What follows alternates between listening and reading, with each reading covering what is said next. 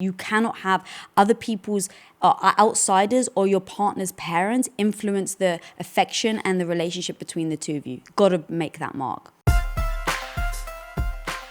Hey everybody, welcome to another episode of Relationship Theory. I'm your co-host Tom Bilyeu, and I am here with my lovely wife who's very angry about my microphone. Hello, my beautiful. Yes, How are you doing? Don't you try and suck up to me. Funny thing is, like, now that we're live, it's like, okay, but we gotta figure this out. This is so weird. So this is the type of thing that we actually argue about, where it's like the production or things like that, where it's like, it's blocking your face. Yeah. But anyway, not to bore everybody. Hi guys. I worry more about you guys.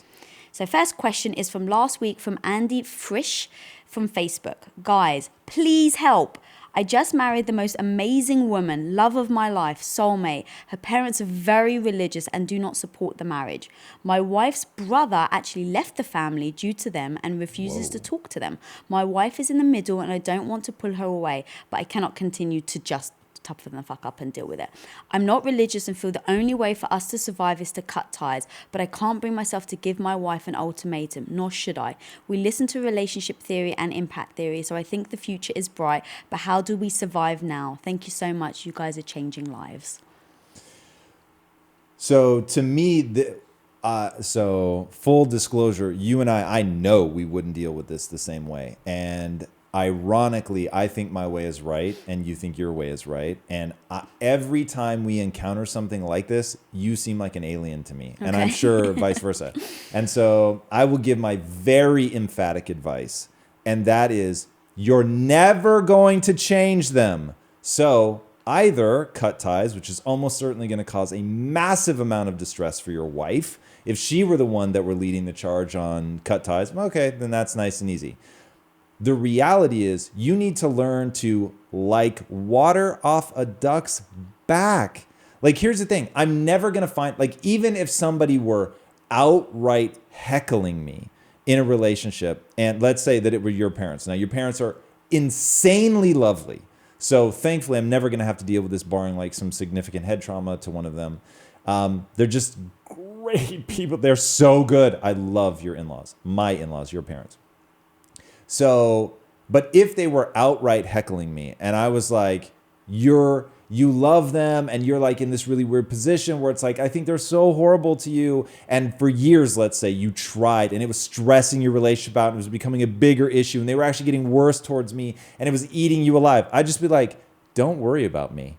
And I'm going to go, and this is going to be practice time. And I'm going to see, like, how much can I do? Like, how chill and zen can I be in this situation? How much can I diffuse them? How much can I win them over? And it would just be a game for me. Is there a way for me to win them over without changing who I am, but being like, have you ever tried to push rope? You can't do it. It is, right? Like, I remember somebody. I've never heard that before. Not only have you heard it, you've heard it from me 1,000 times, push minus rope? the sound effect. No. Yeah. What they usually say is, have you ever tried to shoot pool with rope? So it's cool. I like it.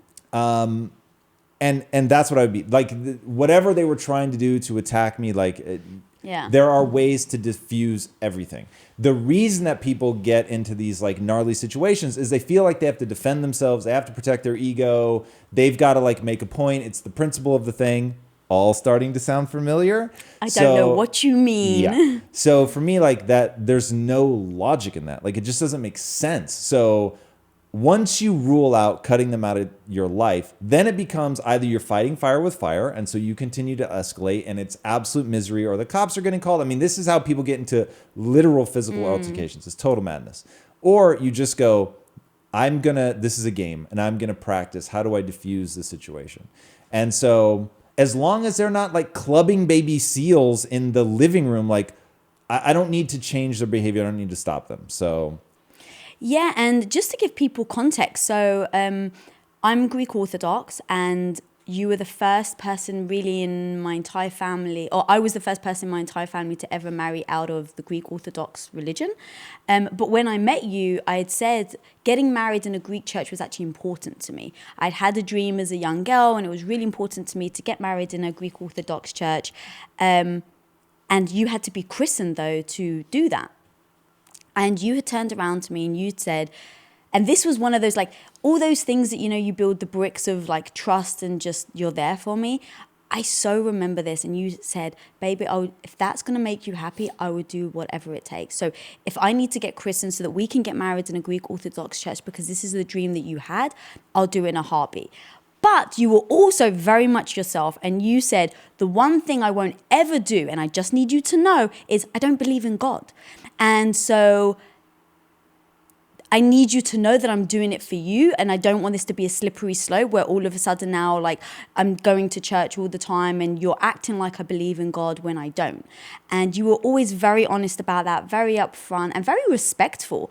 And so from the get-go, like, I then told my dad, I was like, look, here's a man who wants to marry me in a Greek church. He's willing to do it, but please don't put pressure on him to have to believe in God. Like, I don't want you preaching to him. And I was very honest with my dad of that. And so you really did help when it came to like my family and my beliefs, and you did jump in and embrace it all. You learned how to speak Greek, and I know this was all for me, but it really did help us bond. So that was very powerful. And yeah, you never held it against me. And that's the one thing when this guy said, and I think he's very aware, right? He says, I don't want to give my wife an ultimatum. And like, that's just, you can't do that. Like, that's not fair on her, in my opinion. Like, she doesn't control her parents. So how they act is not a reflection of how she's acting.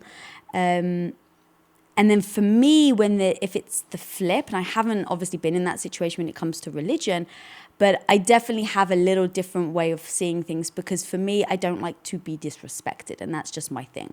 So if let's say your parents are disrespecting you in front of me, I know better. Like, I'm not going to get involved. You're an adult. You can handle that situation. I will still have my opinions, but I'll just keep them to myself. But if I felt like we were in a situation where I was actively being disrespected, I've got to say, I don't really care who you are, whether you're my husband or whether you're my husband's parents. Like, I just think there's a line that you don't cross. And as you say, you get treated the way you let people treat you. Mm-hmm. And I really hold to that. So whether it be your parent or, I mean, I've worked on movie sets, and there've been A-listers who have disrespected me, and I told them to the face, like, please don't talk to me like that. Show me respect and I'll show you respect back. And so I've got that line that I just don't cross. So yeah. So give this guy advice. Tell him exactly what to do, and I want to see if the crazy comes out. I don't know what you mean. So for me, it'd be like, make sure that your partner needs to know how much you love her. Like, baby, I'm here for you. We're going to get through this together. This is an issue that I have a problem with. I'm really struggling right now, but we need to work as a team. That is a must, because you have to be united. You cannot have other people's outsiders or your partner's parents influence the affection and the relationship between the two of you. Got to make that mark. So step number one. Then deal with it as a team. So talk to her about how you're feeling versus feeling like, I can't talk to her because it's her parents. Like, don't be insulting, like, oh, you're effing dad, and like, be respectful. It's still her parents, but be open about how that makes you feel, so that he can now feel like he's got an ally. And then, I would say, like, at some point, if they are rude to you, if it was me, I would be very polite and just dismiss myself from situations. And say like, oh, it's, a dinner out with your parents. Have fun, baby. Love you. Let me know. Tell your parents I say hi. I don't like putting myself in situations where I feel like I would have to be quiet if someone was disrespecting me. And so you're telling him to not go. She can go, but he's not going to go. Right. Now, if there's certain situations where it's like a birthday, like, go bite your tongue. Christmas. Make it nice and hard. Christmas Day or Christmas season? Day. All right, Christmas Day, I would go for sure. And I would bite my tongue. And you have taught me, the one phrase you say to me a lot is, oh God, like, don't deal with the world the way you wish it were. Deal with the world the way that it actually is. Exactly. So I would do that, but right? Let's keep it hard. So he goes on Christmas Day and they're disrespecting him. Yep. That's what you got my daughter? That's ridiculous. Right, yep. I would repeat to myself, why are you doing this, right? Like, I would figure out why I'm doing it. It's because I love my wife. Yep, they're married. It's because I love my wife, and I would just keep repeating to myself, I love her, I'm here to make her happy. I love her, I'm here to make her happy. I'm here for her, I'm not here for them. I'm here for her. And I would literally, like a mantra, just repeat it in my head, because it's important to know why you're doing it, because then I won't get caught up in the emotion that I'm feeling in that moment. I would just embrace of like, okay, the result is to make him happy. So when I go home at the end of this Christmas dinner that may be torturous, when I go home, she's going to be so proud of me. And for your partner, she needs to make sure, in fact, you should tell her, and this is what I would do, like, I really am looking for a pat on the back. Like, it was really tough for me just now to sit through that lunch with so-and-so being disrespectful to me. Downgraded it to a lunch. Oh, dinner, fine. But I Pretty soon would, it's like, gonna be I would, when we were with him on Christmas Eve. I would, yeah, I would be honest with you of what I'm looking for in return.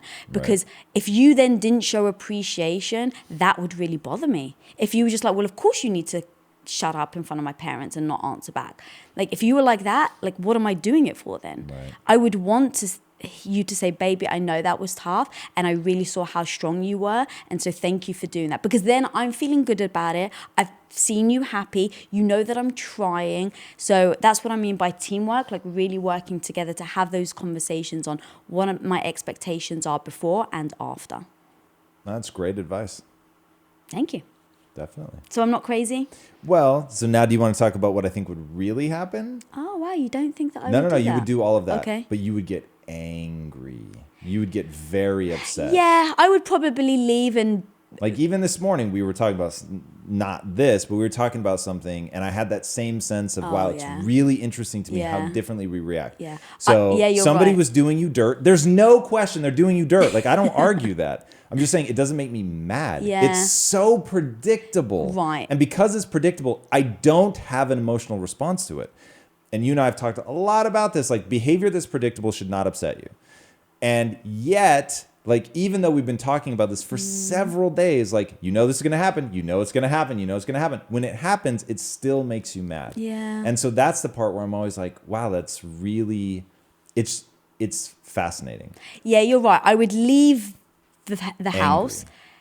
Yeah, and I would need to tell you about it. Like, this moment when she said that or when he said that, it actually really did upset me. Yeah. And that's when actually I would say to you, what I'm looking for is like, baby, I totally get it. Love you. I still appreciate you going through it for me. Like, And so now let's like, do you mind if we really get mired in the mud here? And I don't like to linger on one question. I was going to say, you're the one that tells me. I know, and I'll be fast. But so here's what ends up happening. So because you're getting in, like, it's easy to talk about in the abstract. In the reality, they're being total dicks to you. So then you start getting mad. You get quiet, which is your defensive strategy. But then they can tell that you're getting mad, but they don't think you should be mad about it. So now they feel justified because you're being, in their mind, bitchy. And so now you're both escalating. So even though you're escalating out of silence, you're giving a look. You're giving off this vibe. And so it turns into this really freaky escalation. So on paper, like, your advice actually works.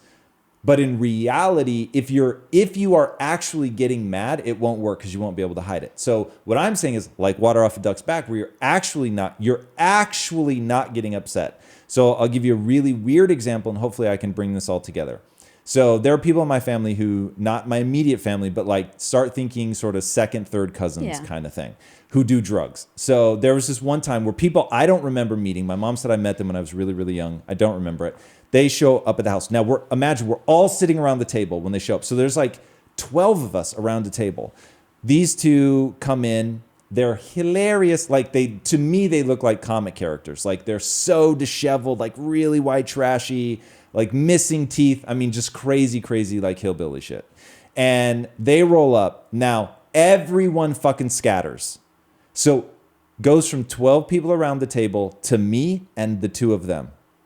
And that's it. And I sit and have one of the most memorable, like, I think this was Christmas Eve, one of the most memorable Christmas Eves of my life, because I turned off judgment and I just started asking questions, right? So I tell people, if you want to be interesting, be interested. And I thought, let me just learn from these two. Like, I don't want to say what they do because it'll be too revealing, but they have a very interesting job that you don't hear a lot about anymore. So I'm asking him like all these questions. And I'm like, wow, like, yes, they're super high right now. And I don't know what they were doing, if it was weed or heroin, to be honest. But it was pretty funny because they would like be falling asleep like in mid conversation. It was amazing. I just had so much fun, like learning about them without like being like, oh my God, I can't believe Yeah, this. but there's a difference between judgment 100%. And that's why I'm like, I've got to bring these together because this seems like a weird example to use here. It's a very visceral example where there's all the reason in the world to pass judgment on these two, to shut down and just leave the table, right? But instead, I really found a place of legitimate interest and intrigue in them to learn more. So because of that, I was radiating very different emotions and all the like nonverbal cues than everyone else in the room who was giving off like negative vibes. So of course, like it became this really interesting exchange. Now, that didn't mean that suddenly like I'm all for like people doing heroin. Like that wasn't it. It just became like, for that moment, I'm going to take them as they are, not trying to make them a different way, and find my own way to enjoy, which for me is learning, to tap in, to learn something, to find out, like ask these questions to which the answers were so interesting. Not that I was like, oh my God, I'm learning how to be in my own life. It was just interesting. And so in finding that, like, I know if I was getting assaulted by somebody, I would go into interested mode. And I would just try to learn about them, to find out more, to steer the conversation where I wanted to go, to take them into waters where maybe they light up. Remember, we were working on this house and we had this one guy who was so important to getting it done. He was so fucking grumpy. And so finally, I was getting angry. And I thought, this is where I'm going to get myself into trouble, because I'm going to start being like really fucking direct with him, because you know how I get when people are inefficient and dickheads. Like that redlines me. You can be a dickhead or you can be inefficient. You can't be both. And so I thought, get interested. And so I asked him, like, what's your deepest passion in life? What really makes you happy? Because I wanted him to like get out of this fucking dark funk. And he started talking about his daughters. And I thought, whoa, like, okay, this is actually really interesting. And now he's in a better mood. I'm in a better mood. So anyway, that's how I deal with anger, aggression,